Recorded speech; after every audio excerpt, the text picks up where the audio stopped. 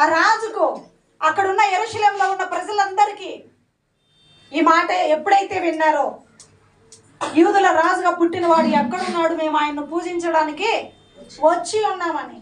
రాజుకి కలవరం వచ్చినప్పుడు, ఈయనకి బాధ వేసినప్పుడు, వీళ్ళు కలవరంలో ఉన్నప్పుడు ఏం చేశారో చూడండి, 4వ వచనం. కాబట్టి రాజు ప్రధాన యాజకులను ప్రజల్లో నుండి శాస్త్రులను అందరిని సమకూర్చి క్రీస్తు ఎక్కడ పుట్టునని వారిని అడిగెను.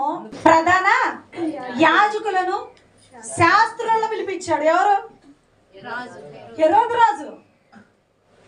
ఒక రాజు పుట్టాడంటే నా రాజు పదవికి ఏమొస్తుందో, ఎక్కడ పుట్టాడో తెలుసుకుంటే ఏం చేయాలి?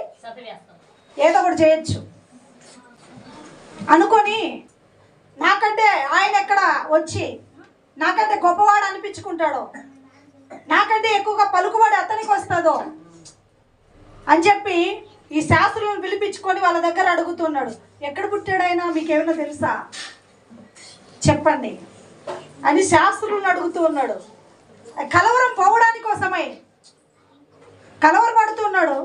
ఆ కలవరం పోవడానికి కోసం ఎవరిని పిలిపించాడు? శాస్త్రులను, ప్రధాన యాజకులను పిలిపించాడు. ఇంతకంటే ఇంకెవరు లేరు నాకు చెప్పేవాళ్ళు అనుకున్నాడు. మత్తయి సువార్తలోనే 2:5. అందుకు వారు యూదయ బెత్లెహేములోనే ఎలయనగా, యూదా దేశపు బెత్లెహేమా, నీవు యూదా ప్రధానులలో ఎంత మాత్రమును అల్పమైన దానివి కావు.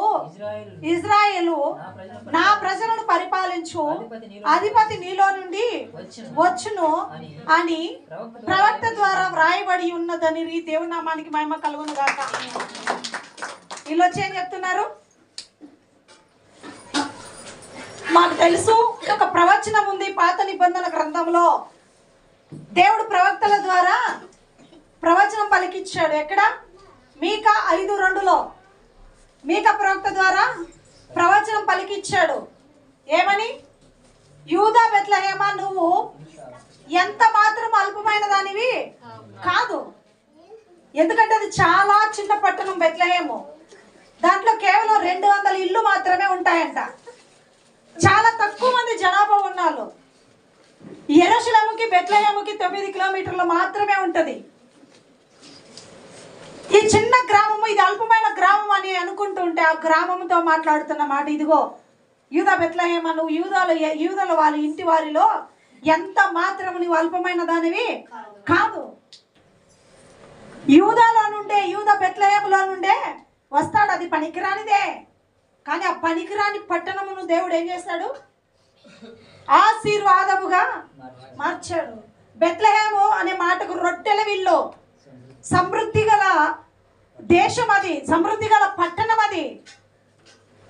రొట్టెలు ఇల్లుగా మార్చాడు దేవుడు. దేవుడి నామానికి మహిమ కలుగును గాక.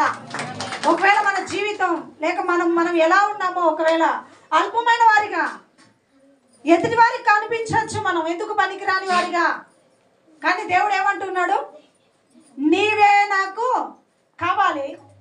ఎవరైతే నువ్వు అల్పమైన వారు అనుకుంటున్నారో, ఎవరైతే నువ్వు పనికిరాని వాడివి, పనికిరాని దానివి అనుకుంటున్నారో, వాళ్ళ మధ్యలో నేను నిన్ను నిలవబెట్టుకోబోతున్నా, అక్కడే నేను హెచ్చించబోతున్నాను అన్నాడు. దేవుని నామానికి మహిమ కలుగును గాక. ఆమేన్. ఎవరు అనుకోకూడదు నేను ఎందుకు పనికిరాని వాళ్ళమని. వాళ్ళనే దేవుడు ఎన్నుకుంటాడు. దేవుడు ధనవంతులను ఎన్నుకోలా, బలవంతులు ఎన్నుకోలా, జ్ఞానవంతులను ఎన్నుకోలా. దేవుడు జ్ఞానం లేని వారిని ఎన్నుకున్నాడట, హంగహీనులను ఎన్నుకున్నాడట, బలవంతులను ఎన్నుకోలా. ఎందుకు? పనికిరాని వారిని ఎన్నుకొని వారిని బలవంతులుగా దేవుడు నిలవబెట్టుకున్నాడు. అందుకే ఆ పట్టణంతో కూడా అన్నాడు, నువ్వు ఎంత మాత్రం అల్పమైన దానివని అనుకోవద్దు, నీలో నుండి ఇజ్రాయేల్ ప్రజలు ఏలుపువాడు నీలో నుండి వచ్చును అని ఆనాడు మేము చదివామయ్యా, ఆనాడు విన్నాం. ఇదిగో ప్రవక్తలు ఇలా పలికారు.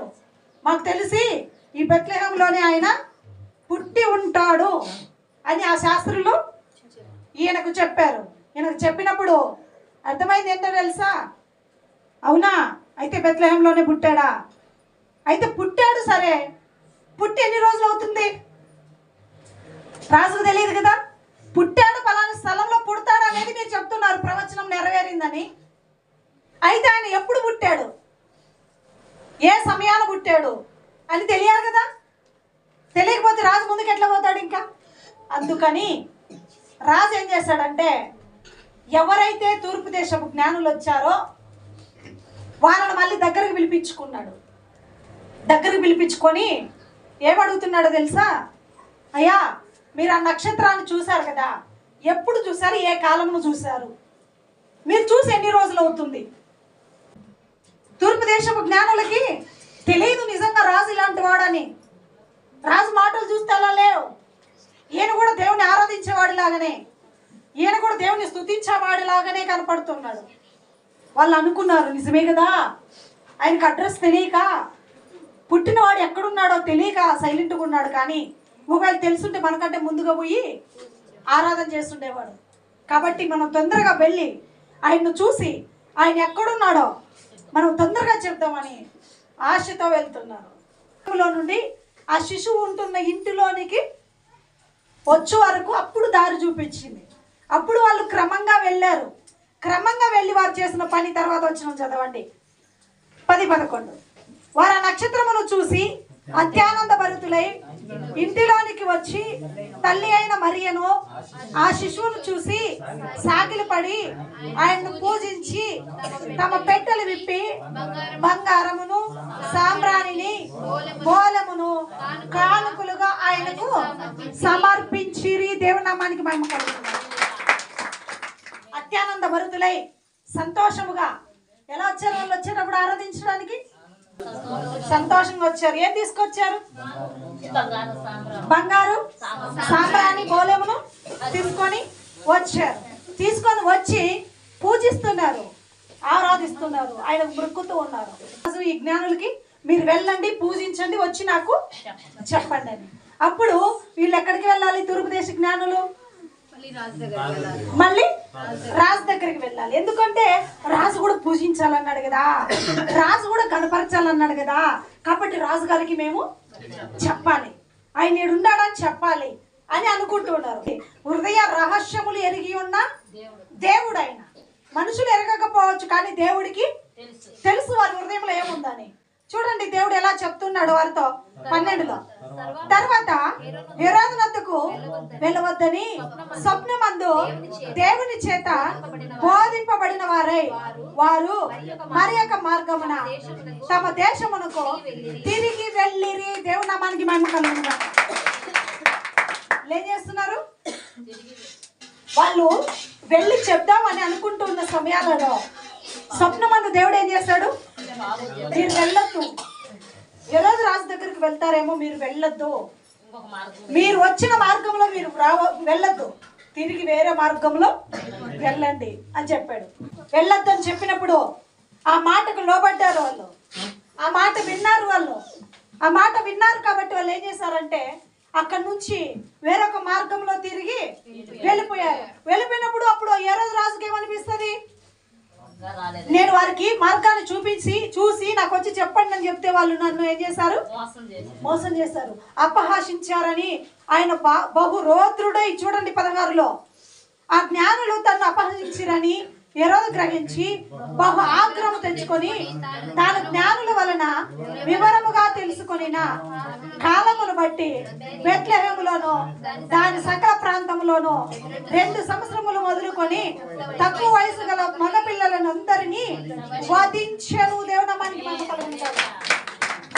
ఇప్పుడు జ్ఞానులు వచ్చి చెప్పలేదని నన్ను అపహసించారు కదా, నన్ను ఎగతాళి చేశారు కదా, నేను ఒక రాజుగా ఉండి నా మాట చెప్తే నా మాట వాళ్ళు వెనకుండా వేరొక మార్గంలో వెళ్ళిపోయారా, అయ్యో ఇట్లాంటి పని చేశారని బహు క్రోధం కలిగిన వాడు ముందుగానే. అటువంటి వాడు బహు రౌద్రుడైపోయాడు. అంటే చాలా కోపం వచ్చింది. బహు క్రోధం కలిగిన వాడు ఏం చేశాడు? ఆ నక్షత్రం ఎప్పుడు పుట్టింది, ఎలా పుట్టిందని కాలంలో అడిగి తెలుసుకున్నాడు కదా. ఆ కాలమును బట్టి ఈయన ఏం చేశాడు? 2 సంవత్సరాల లోపల ఉన్న మగపిల్లలందరినీ చంపివేయమన్నాడు. నిజంగా ఈయన ఆరాధించేవాడైతే ఇంకొకరి దగ్గరికి వెళ్ళి అడగాలి కదా, అదే ఆలోచన లేదు. కానీ ఆయన ఎక్కడున్నాడో తెలిస్తే చంపుదాం అనుకున్నాడు. కానీ దేవుడు మౌనంగా ఉన్నాడు కదా. దేవుడు మౌనంగా ఉండకుండా ఆ జ్ఞానులతో మీరు ఈ మార్గంలో వెళ్ళొద్దని చెప్పి వారి మార్గాన్ని తప్పించాడు. తప్పించినప్పుడు యేసుప్రభు వారిని ఇంకా అక్కడే కదా ఉన్నాడు.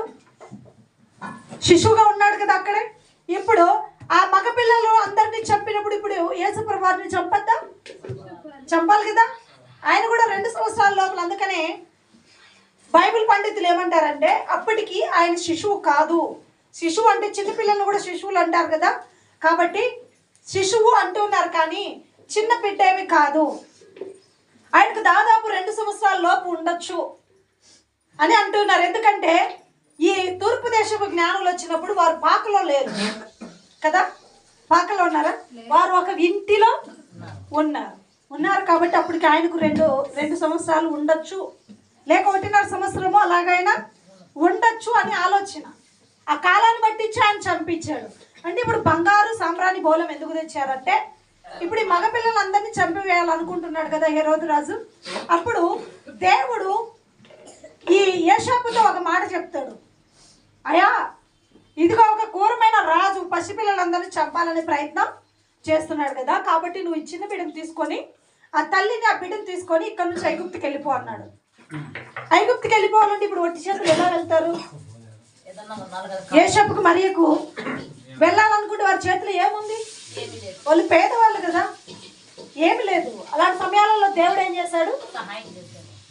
ఈ జ్ఞానుల ద్వారా బంగారు సాంబ్రాణి బోలెమును తీసుకొని వచ్చేటట్లు చేసి ఆ కానుకలను వీరు ఐగుప్తు దేశానికి వెళ్ళడానికి ఉపయోగించుకోవడానికి దేవుడు కృప చూపించాడు.